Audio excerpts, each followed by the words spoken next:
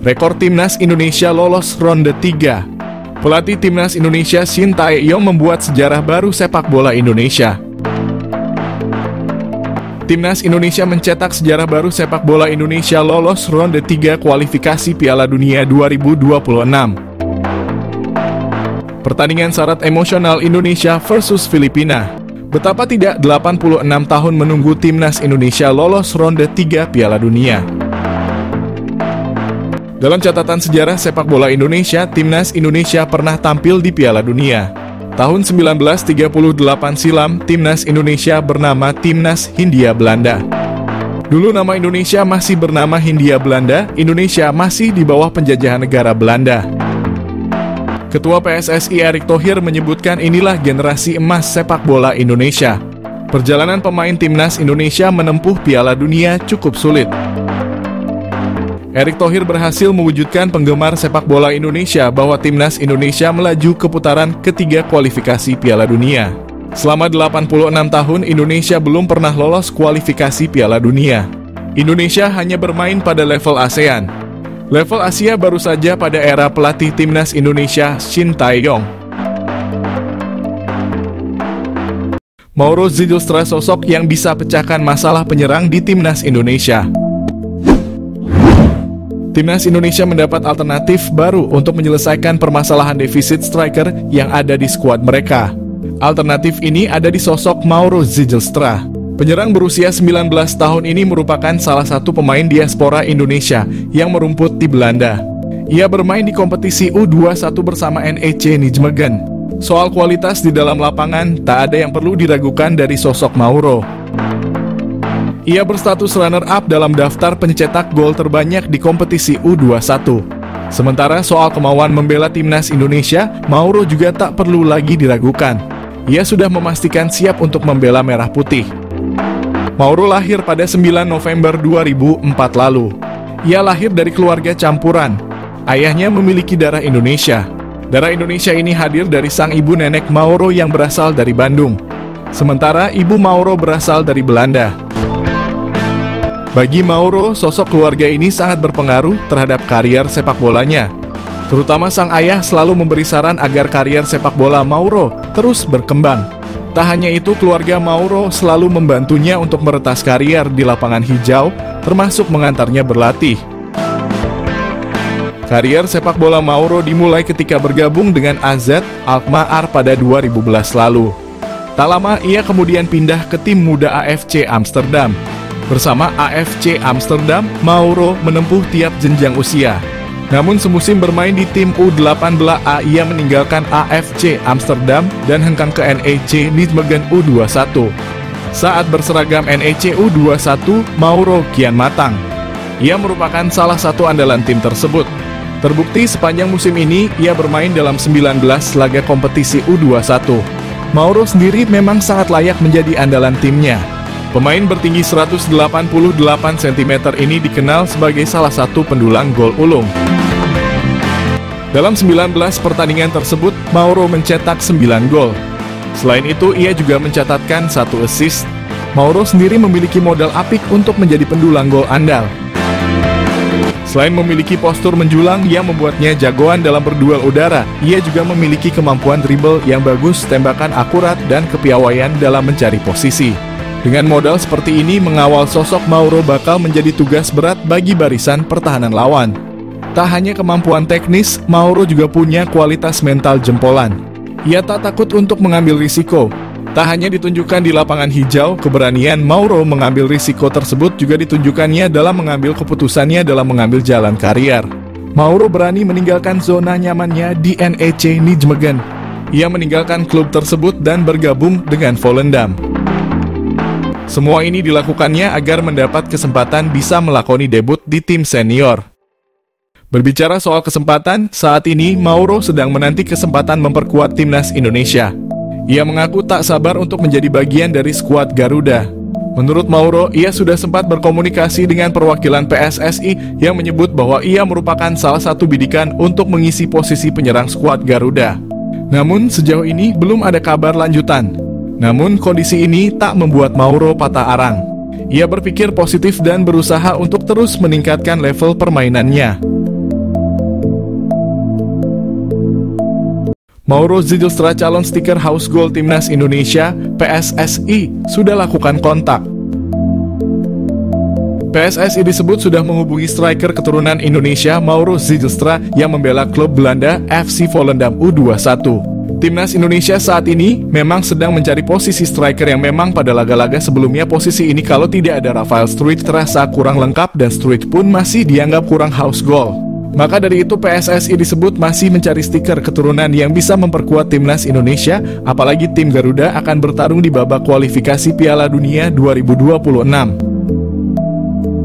Salah satu pemain keturunan yang mengaku dihubungi oleh PSSI ialah Mauro Zijlstra yang memiliki keturunan darah Indonesia dari sang ayah.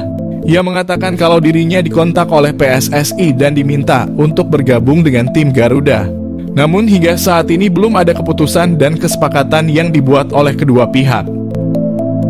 Mauro menyebut kalau ia membutuhkan waktu untuk memutuskannya.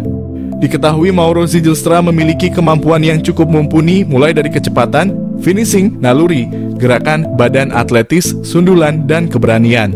Selain berperan sebagai striker tengah, Mauro juga bisa dimainkan di posisi gelandang serang. Jika melihat usianya, Mauro bisa saja diproyeksikan untuk Timnas U20, Timnas U23, atau Timnas Senior. Saat ini Mauro Zijlstra merupakan penggawa tim Belanda FC Volendam U21. Ia berkompetisi di U21 Divisi 1 Spring dan U21 Divisi 2 Val. Akankah Mauro Zijlstra bisa segera berseragam merah putih? Patut kita nantikan ya. Profit mencolok Timnas Indonesia, naturalisasi Mauro Zijlstra, ancaman nyata Struijk dan bintang Persis. Nama Mauro Zijlstra mencuat menjadi satu di antara opsi bomber yang layak dipertimbangkan Shin Tae-yong untuk Timnas Indonesia. Bukan tanpa sebab, mengingat Mauro Zijlstra sudah terang-terangan menyatakan ketertarikannya membela Timnas Indonesia.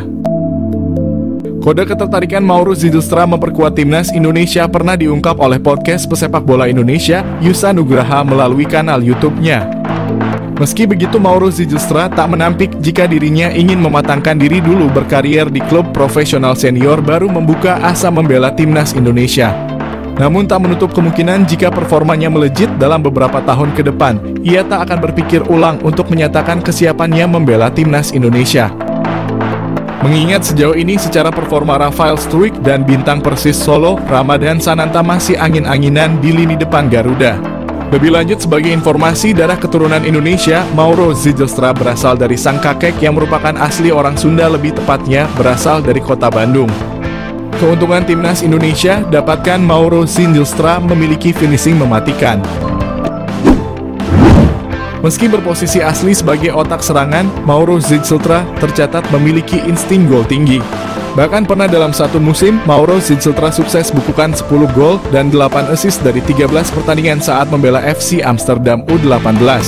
Terkini ia mampu lesatkan 8 gol dari 13 partai bersama NEC Nijmegen U21 sebelum akhirnya hijrah ke Volendam U21.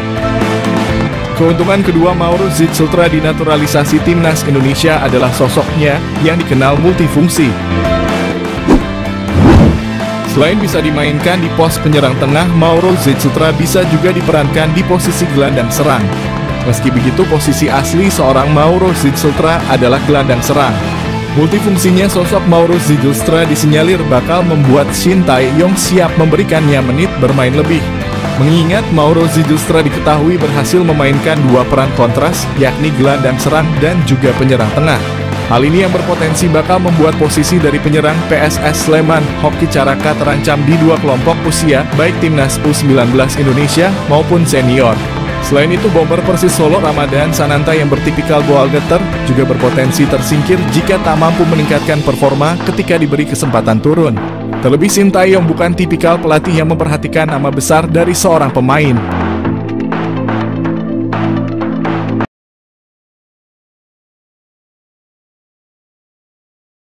Maarten Paes dan gerbong naturalisasi susulan yang berpeluang membela Timnas Indonesia di kualifikasi Piala Dunia 2026. Timnas Indonesia akan melanjutkan kualifikasi Piala Dunia Zona Asia. Pelatih Timnas Indonesia Shin Tae-yong telah menetapkan 22 pemain untuk kualifikasi Piala Dunia. Namun kabarnya arsitek asal Korea Selatan itu menyediakan slot lagi untuk 2 pemain. Lantas siapa saja gerbong naturalisasi yang bisa menyusul bergabung dengan timnas Indonesia? Maarten Paes. Maarten Paes telah resmi menjadi warga negara Indonesia pada akhir April 2024. Namun kiper FC Dallas di Major League Soccer itu belum bisa membela timnas Indonesia. PSSI masih harus memproses perpindahan Federasi Maarten Paes dari Federasi Sepak Bola Belanda ke FIFA. Tetapi prosesnya tidak semudah yang dibayangkan. Konon, PSSI sedang membawa kasus Maarten Paes ke Pengadilan Arbitrasi Olahraga alias CAS. Sebab penjaga gawang berusia 26 tahun itu pernah membela timnas Belanda level usia. Respons Erick Thohir soal Maarten Paes bisa bela timnas Indonesia bulan September.